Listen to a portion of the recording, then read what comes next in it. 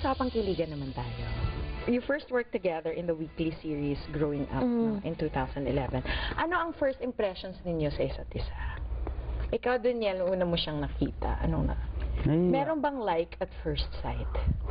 Wala. Wala. Wala? Hindi, Siyempre, nung una nahihiya ako. Dahil, siyempre, Mara Clara. Grabe kaya kasikatan nila. Grabe kasikatan ng Mara Clara nun. Eh, di hiyang-hiya ako ngayon. Kasi sikat na sikat si Catherine Bernardo na. So, na-intimidate ka na nun. Na-intimidate ka sa kanya. Totoo naman. Okay lang. Pero, diba, Hindi ka sikat ka na nga. totoo, nun, diba? nagsisimula pa Sobra. lang siya nun. Sobra. So, nahiya ka? Not fine. It's sobra ka. Hindi talaga nahiya. Totoo naman yun. Totoo yun, Catherine. Paano mo siya unang in-approach? Di nahiya ka na, na-intimidate ka na. Paano mo siya in-approach? Nung auditions ba tawag dun? Sa Gosi. Go-see yun. Yun yung nagpapag-go-see para sa growing up nga na show para sa love team niya. Parang dinikit-dikit kami kay Catherine. Siyempre wala akong nasabi, nahihiya lang ako. Hindi kami nag-usap nun eh.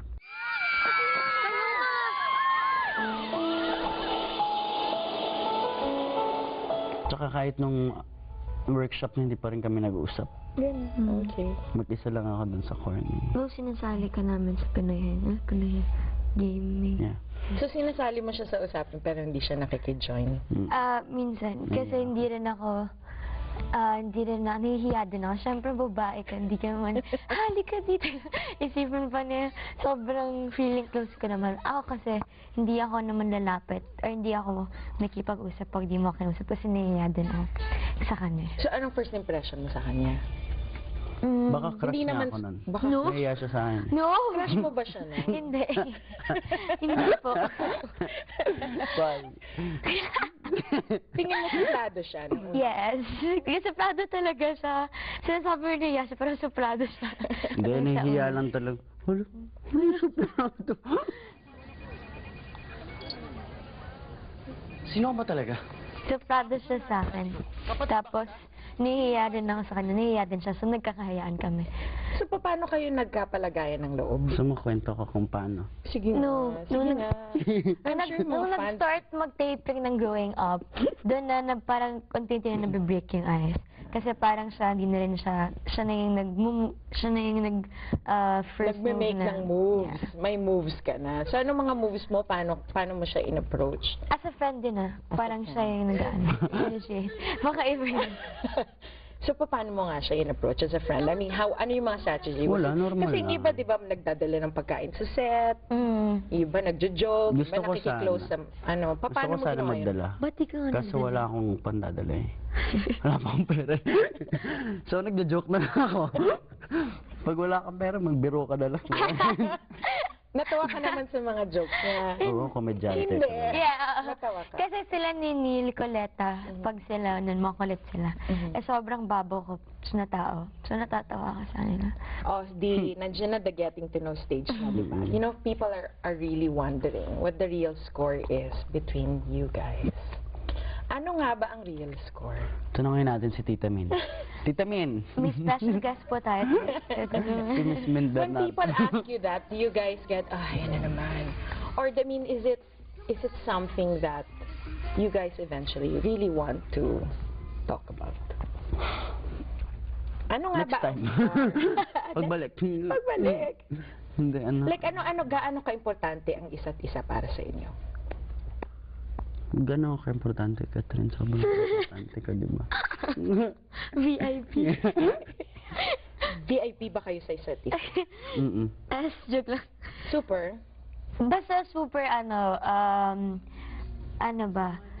super importante naman si DJ sa akin. Tapos, concern ako sa kanya, concern ako sa mga ginagawa niya, concern ako sa mga trip niya, ganun. Kasi ayoko siyang maging kung ano lang, syempre.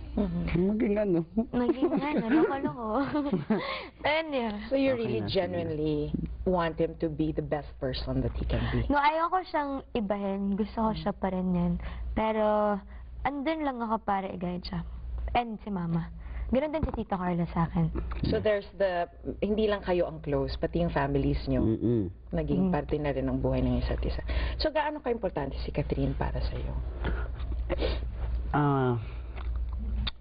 Can you imagine a day in your life without her? Yeah. No. Oo, nakakatulog pa naman ako nang wala siya. Okay pa naman Pero siguro. mahirap. Ha? Hindi naman ako siguro obsessed kay Catherine. Delikado na yun. Pero talagang importante si Catherine. Oh, smile ha? Smile!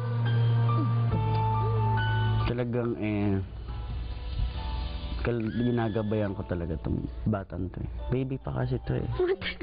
You really, people see you, Daniel, protective ka talaga sa kanya. Kahit nga sa you know, when you're out in public, you really parang protective ka talaga. Para kang Sobra. bodyguard. Oo.